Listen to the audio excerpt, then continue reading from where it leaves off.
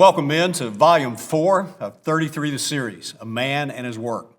I'm Tier Screen, and I'm here with my friends Brian Carter and John Bryson. You know, for a lot of us, much of our adult life is focused on work, our job, our career. Work is a big deal for all of us, and most of us start out with great dreams of what our work will be. Hey, how many times have we all been asked, what do you want to be when you grow up? And then we grow up and we just go to work, we get a job. That's what we do, right? But how many of us truly understand the purpose of work, why we work? A lot of you are saying right now, well, the answer is pretty obvious. We work to pay the bills.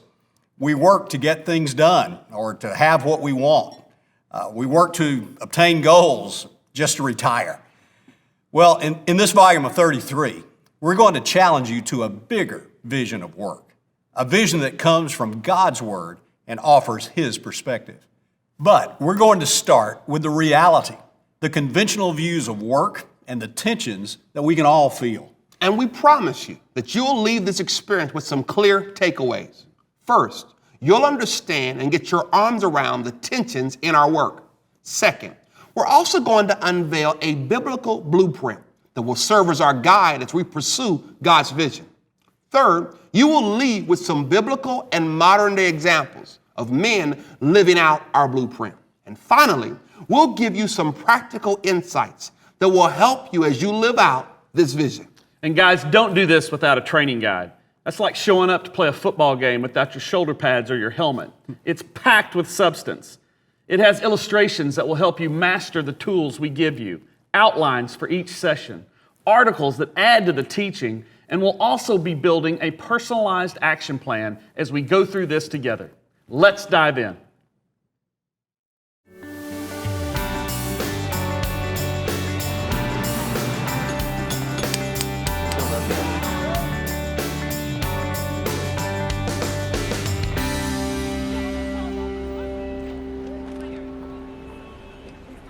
I work production and I do deliveries for Sightglass Coffee. I'm a personal banker.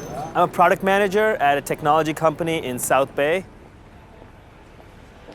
Basically because I've worked in restaurants my whole life, and this was an opportunity to do something a little bit outside of the realm of the restaurant world while, you know, it's still involved in food and beverage and to a certain extent. Love helping out people, just pursuing my career path as far as helping people financially get stable to, you know, make everybody's economic situation better. I do it because I like to build things. I like to work with people. I love technology. I like making impact. Our product is used by millions of people around the world. I really like the sort of freedom that comes with it. Like, I'm on deliveries today by myself. You know, you get to drive around. You don't have an office, really. Interacting with all different types of people. You know, just like you interacted with me, I'm interacting with you guys. Just meeting different people from all different backgrounds, diversities. At the end of the day, it's not about me, it's about our users, it's about the community that we're supporting. Is if I can delight one person by what I've done, that to me is worth it. It doesn't make you happy necessarily, but it could definitely better your situations with whatever you have going on currently and then in the future. I mean, money's obviously, it's not my only motivation to work. It's an important need to survive. It can be frustrating working for other folks, you know, just because if there's something that you want to do or a certain way you think things should be done, there's like hierarchy and protocol and all that. I'm not really into that aspect of any job in particular, not necessarily just this one. When you try and give them advice, you know, it's my job as a personal banker to help you. So people have a lot of different opinions on who's handling their money. I guess the one thing is that you never really shut off. It's hard to find the balance between what your personal time is and what your professional time is.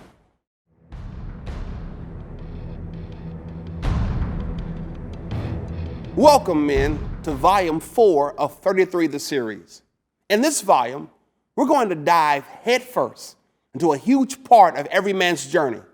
It's something that plays a dominant role in your life, in the lives of men around you, and in the life of just about every man who's ever lived. It's something that probably is in your face day in and day out. For some of us, it's a daily struggle.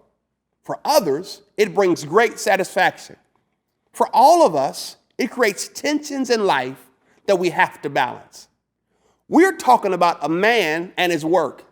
And guys, I can't think of a topic that's more fundamental for a man than his work. It's something that spans most of the years that we have on this earth, whether it's in our youth, when we are spending a lot of our time preparing for a job and figuring out what we want to be when we grow up, or in the prime years of our lives, when work is something we spend a large percentage of our time doing, or in old age, when maybe we are able to enjoy the fruit of our years of labor, or maybe we are wondering if we really made a difference at all. Work clearly is a dominant force in the life of every man, consuming vast amounts of his energy, his thoughts, and his time. In fact, statistics show that the average man will spend 1/3 of his adult life and nearly half of his waking hours working. Simply stated, work is a big issue, and we can't afford to ignore it. But here's what's crazy, guys.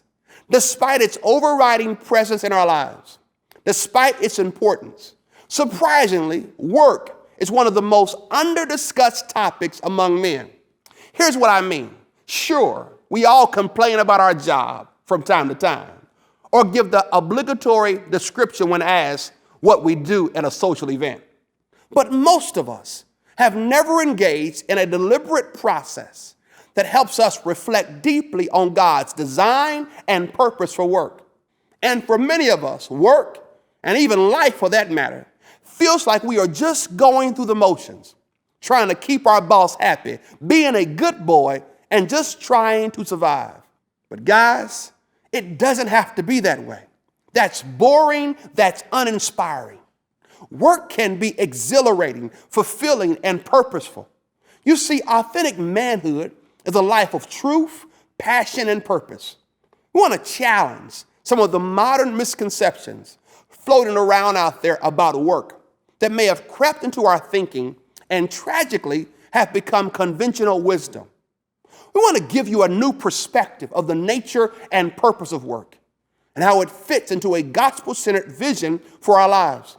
A vision that can actually help you engage your work with an uncommon passion and commitment.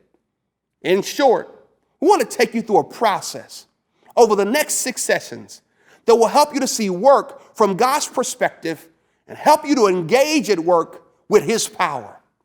In this opening session, we're going to lay some groundwork. We're going to look at why it can be so hard for so many of us to press truth, passion, and purpose into our jobs. And we're going to look at the discord some of us experience between our hopes for work and our actual experience of work. To do this, we want to begin by discussing what all men want out of their jobs. Then, we want to look at how men respond when their work reality differs from their desires. To conclude, we'll step back and examine work from a broader perspective.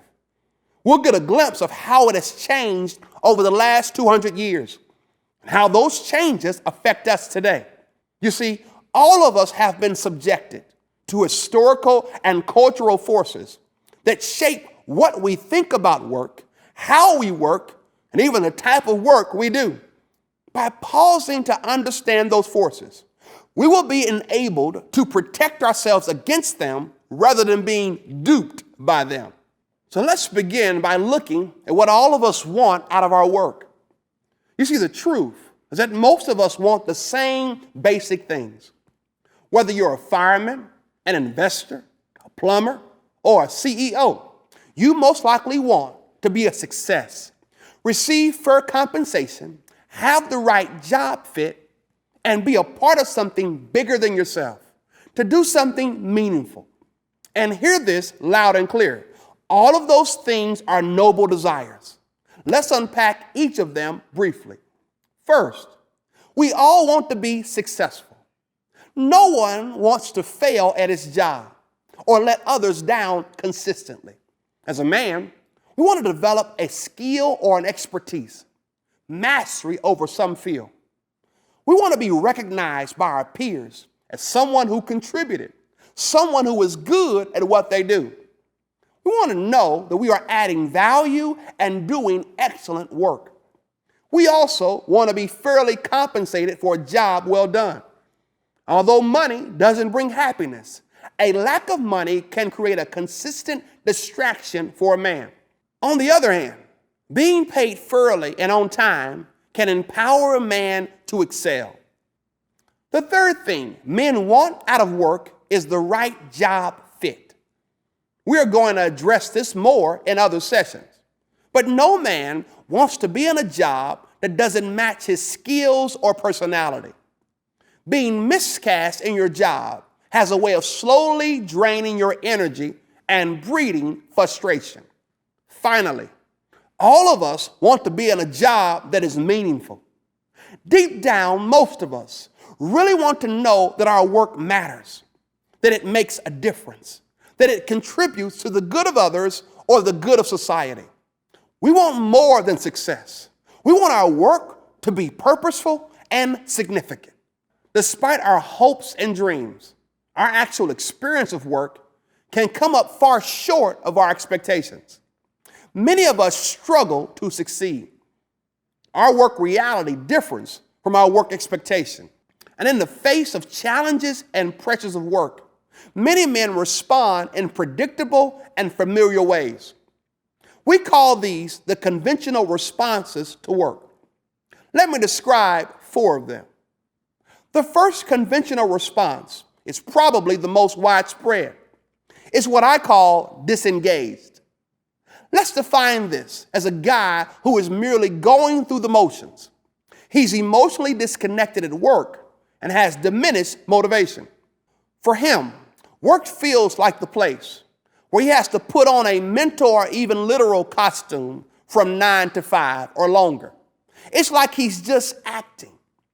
It's not that he's lazy or doesn't work hard at times. He's just not really passionate about what he's doing. And his job is really just a means to a paycheck, and his ultimate goal is retirement. A recent Gallup survey indicated that 71% of American workers are either not engaged or actively disengaged at work. 71%.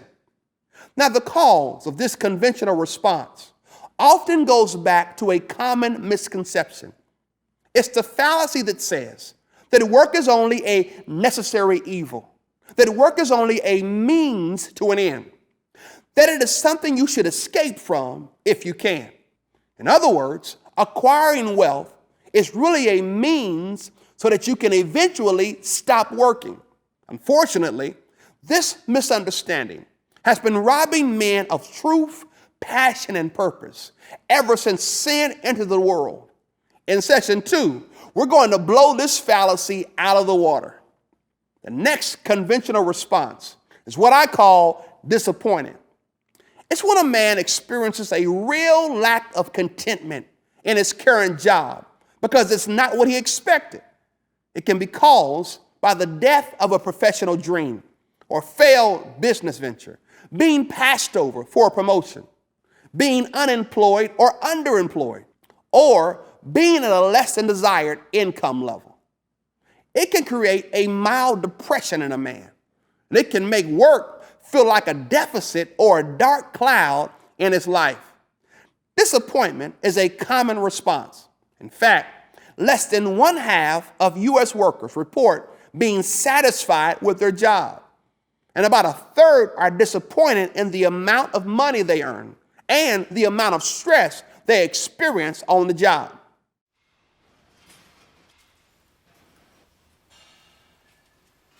Well, I'm an electrician and I work for the city.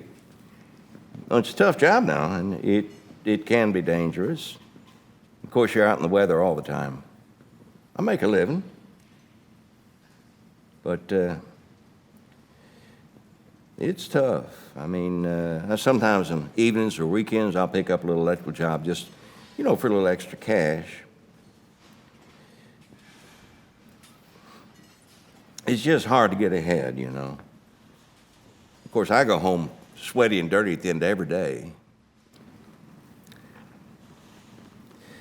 You know, sometimes I think about these old boys that sit up there in their offices, and I bet first thing they do when they get to the office in the morning is check sports scores on their computer. Then they do a few emails, you know, and make a few phone calls, and that's pretty much a day. Hell, the only time an old boy like that sweats is when the elevator's broken, he has to use the stairs. I am a senior vice president for a successful consulting firm. Yeah, I climb the ladder quickly. I make great money, and I have great job security. So yeah, it seems at first glance that I have a good thing going on. The phone never stops ringing. I work directly with the client, so it makes me pretty much beholden to their schedule, which means I never get a moment to disconnect. I'm constantly in meetings, which means I never get anything done, which means I leave work at the end of the day thinking about the work that I still have to get done, which means when I do get home, I can't even enjoy the little time that I have with my family. Last week, there was a maintenance crew working right outside my office window. I was on the phone just watching the crew, and this one guy in particular caught my eye. He was working out there with his earphones on, you know, listening to music. He hadn't shaved in 2 weeks. He was drenched in sweat, but just soaking it in, you know? I mean, he doesn't know how good he has it. He shows up to work that day, does the job he's told to do, and when the whistle blows, he goes home. It must be nice. I'm a high school football coach. Go Eagles. I've been a football coach for about 15 years. I played ball at a Division III school. And when I graduated, I wasn't quite ready to give up playing football yet, or being around football at least. So I like working with kids. I figured I'll be a coach. It seemed like a perfect fit. And watching those young men develop as players and as people is the greatest feeling in the world. But, you know, people are like, Bobby, you got it made. You get to coach football and make a difference in those kids' lives. But it's not what they think. I mean, the parents are a nightmare, and the bureaucracy is even worse. I feel like a politician more than anything, more than a coach or a mentor at least. But what it all boils down to is winning. You would think it's about developing the kids, building their character, but it isn't. It's about winning and losing. I mean, last year, 100% of my seniors graduated and went to college, but nobody cares. All they care about is that we went 5-5 in the season. And everyone knew it was a rebuilding year. Maybe I should have just, got my MBA and got a corporate job. Maybe I missed out. The third conventional response to work is what I call overengaged. This happens when a guy spends all of his time thinking about, planning for, and concerned with his job. Work follows him home and invades his nights and weekends. He lets it sabotage his vacation or time with his family. Unfortunately, being overengaged at work has become a respected behavior in our society. It's even considered a virtue by some. It's also an epidemic. 86% of American men report working more than 40 hours in a typical week, while taking fewer vacation days than people in most countries. One study labeled this vacation deprivation. Overworking has also given rise to another phenomenon, which some psychologists call leisure sickness. It's when you actually have withdrawal symptoms when you're not working. In other words, you can't relax without feeling slightly ill or anxious. Many men often overengage at work because they are prioritizing it over everything else in life.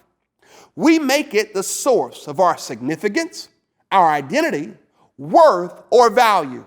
In biblical terms, we make it an idol. Now, work is a good thing.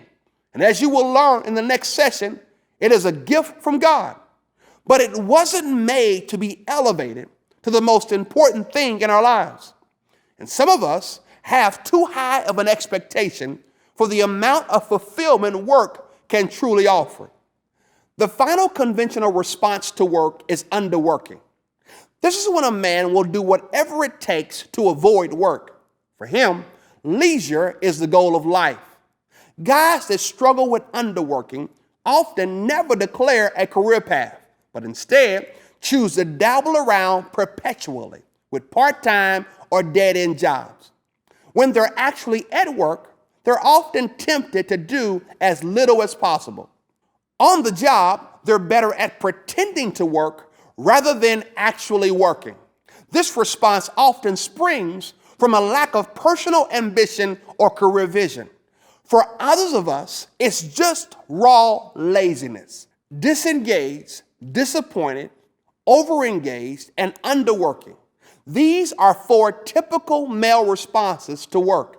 And if we're honest with ourselves and each other, one or more of them have manifested themselves in all of our lives, including my own. The reason is because work is a massive piece of every man's life, and it brings all kinds of tensions into life. What we want out of work and God's purpose for work are often worlds apart. Another reason it can be such a struggle is because of the historical and cultural forces that shape our modern conceptions of work and leisure. Let's close out this session by stepping back and taking a broader view of work. Let's look at the different eras of work and how the ramifications of these eras introduce tensions into our present reality. Historians and sociologists divide work into 3 different eras: the agricultural era, the industrial era, and the informational era. The agricultural era dominated much of human history. It was defined by the cultivation of land for the production of food, usually for the benefit of a single family or a local community. From a work perspective, the essential task of most men during this time was simply to ensure the survival of their families by getting the land to yield food so they could eat. To survive, you had to work the land. As one historian has noted, in ancient times, very few workers could be spared for non-food tasks. As a result, in the agricultural era, the identity and value of a man was most often tied to his relationship with his family and his community rather than his work. Most work was the same. It centered around growing and harvesting food. Now, for many of us, it's probably difficult to imagine an economy dominated by agriculture. But even as late as 1890, 40% of the U.S. population still listed their occupation as farming. It was the #1 occupation in the country. Many of your grandfathers probably grew up on a farm. Today, however, less than 1% of the U.S. population lists their occupation as farming.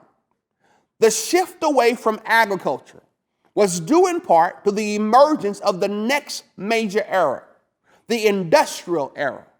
With the invention of machines and the possibility of mass production, many men began to leave the fields and instead commute to the city to work in a factory. During the industrial era, we saw an emphasis on efficiency and profit. Assembly lines were created where workers performed the same mechanical task over and over again. The factory system enabled employers to view their employees as merely a means to greater profits and greater productivity. Perhaps you felt that in your job. The boss is just trying to squeeze more production out of you, or get you to log more billable hours, or he micromanages your performance. That type of overmanagement was popularized during the industrial era. The mass production of the industrial era also enabled mass consumption. Now, people could consume more products than ever before, and status and happiness became attached with the types of products a person consumed. The industrial era also helped shift the way men in Western culture understood their value and worth. Now, work became the dominant way men defined themselves. Over the last 50 years, with the advance of the computer, the industrial era has given way to the informational era. Technology and the accessibility of information have made knowledge and creativity prime commodities today. This era is also defined by the use of technology to replace workers, and familiarity with technology is a minimum requirement for many jobs. Finally, the informational era is defined by innovation. Technology is advancing so rapidly, it's hard to predict where things will be in 10 or even 5 years from now. Agricultural, industrial, and informational. We've discussed each of these eras not to give you a history lesson, but to help you understand the forces at play that have created some of the real tensions you might be experiencing at work. I've mentioned some of these tensions already, but let me make a few others explicit. For instance, many of you are experiencing a real blurring between your leisure and your work. The reason is because the informational era has ensured that people can be electronically connected all the time. And today, your employer or clients may expect you to be available 24/7, responding promptly to every email or text. As a result, you're never able to truly rest. One author put it this way: in contemporary technological civilization, which can boast of remarkable labor-saving innovations, human beings paradoxically work more than they've ever worked before. Increasingly, people's lives today alternate between frenzied work and frenzied play. Rest has been driven out of leisure. One of the things we'll do in this volume is to help you deal with the tension between work and rest. Another tension many of you may feel is having to change jobs or careers multiple times. You see, the informational era, the era in which we are living, is characterized by a high degree of vocational turnover.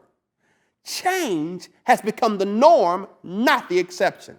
And such consistent change can create tension if you or others are expecting the vocational stability that was the characteristic of the agricultural and industrial eras. Your father or grandfather may have kept the same job their whole lives, or stayed with the same company for 30 years. And if their definition of success is stability, they may be perplexed by your consistent vocational changes. And that brings up another important issue: the potential for vocational tension between a father and son. Of course, this has always been a possibility between fathers and sons. But over the last 100 years or so, this tension has greatly increased. You see, in the agricultural era, a son would typically learn farming or some craft directly from dad. He would apprentice under dad, working alongside him. And dad was directly involved in his son's vocational development. But today, few circumstances allow a son to work beside dad. And it's not as easy for a dad to be directly involved in a son's vocational development. And that creates tension between many fathers and sons. Many dads don't know how or feel like they don't have the time to help develop their sons vocationally. And many sons feel like they're on their own just to figure it out. Fathers, we think this volume can be a tool not only to help you understand your own work better, but also to equip you to guide your sons through a deliberate process, whether that's to help him take over the family business or to assist him in discovering his personal vocational path. Either way, this tool will serve you well. Now, we've listed some of the tensions that are a product of history, But maybe you're facing even different challenges in your work. Maybe for you, it has less to do with history and more to do with your circumstances. Maybe you have an over-demanding boss or boss who doesn't give you enough direction. Maybe you're facing incredible financial pressure, living from paycheck to paycheck, or with the uncertainty that can come from living off commission. Maybe your work is monotonous and boring to you and is eating away at your soul. Or maybe you're like a lot of us and just have some unanswered questions about work. Questions like, am I in the right job or should I make a change? Am I making too much money or not enough money? How do I deal with failure or with being unemployed? How do I deal with success? How can I bring meaning into this thing called work that takes up so much of my life? Men, in this volume, we are going to take you through a deliberate process to help you answer these questions. Now, we're not going to solve all your problems. After all, on this side of heaven, work will always involve struggle. But the purpose of this session was to look more closely at some of the tensions we all face. In the next section, we're going to provide you with an alternative vision of work. Rather than taking our cues from culture or history, we're going to look at God's original intention for work and how our model of authentic manhood, Jesus Christ, restored a noble vision of work for mankind. Clearly, we have tensions in work, but as men committed to authentic manhood, guys, we're called to reject passivity in the midst of tension and to accept responsibility. Hey, if you experienced volume 1 of 33, you'll remember that this is part of our manhood definition: to reject passivity, to accept responsibility, to lead courageously, and invest eternally. Now, at the end of each session, be sure that you get with your small group, or at least another man, and process what you've learned in the sessions. We've given you some questions at the end of each outline in your training guide that will help you to do that. Hey, this is where the rubber meets the road. Guys sharing real life, realizing, hey, we're all in this together. We're all dealing with the same challenges, the same temptations. You've got to get this because it's huge. One of our biggest hurdles as men on the pathway toward authentic manhood is just to realize we're not alone in our struggles.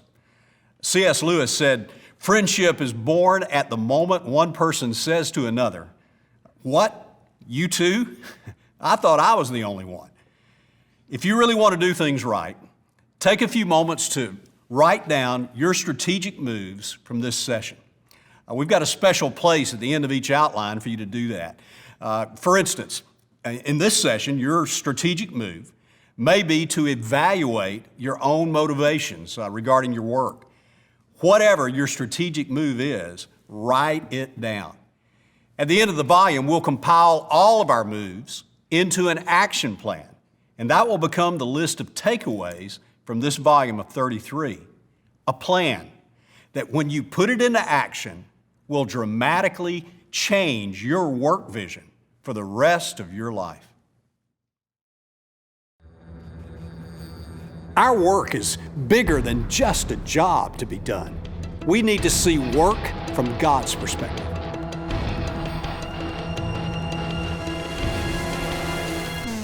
These men are sharing in tears often that they don't know what happened to the last number of decades. When I do my work well, other people are able to kind of come alive and be who they're meant to be. I love bringing order into chaos. Work is not a curse that God intended as some kind of punishment for Adam's sin. It is a gift that was designed to be a part of every man's story.